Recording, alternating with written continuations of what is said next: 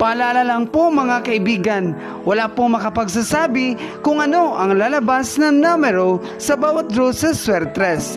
Ang mga numero sa post na ito ay sarili ko lang prediction batay sa sarili kong mga computation. Ito ay tips at guide lamang po mga kaibigan.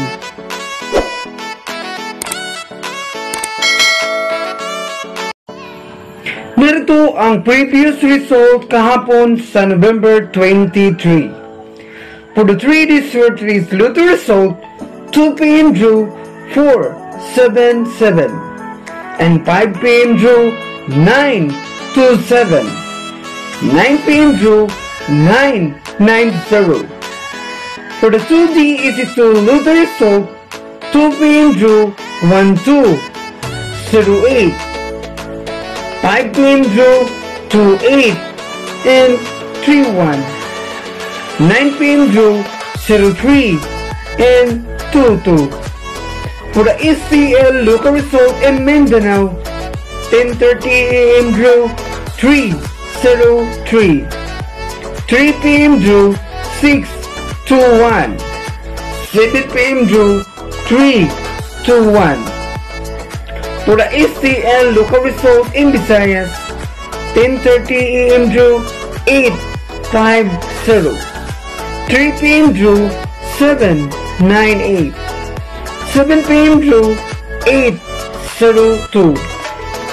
For PCSO 655 Lotto result, 9 p.m. drew 04, 54, 25, 35, 12, and 15. Winning numbers in any order. For PCSO 645 Lotto result, 9 p.m. drew 38, 05, 08, 40, 27, and 26. Winning numbers in any order. Congratulations to all the winners! Congrats din sa mga nanalo sa STL Visayas 798 natin kahapon. At pasensya na po mga kaibigan, nag-slide ang pasakay number natin. Huwag pa rin mawalan ng tiwala, laban lang. At ito na ang hot combination ngayong araw na ito.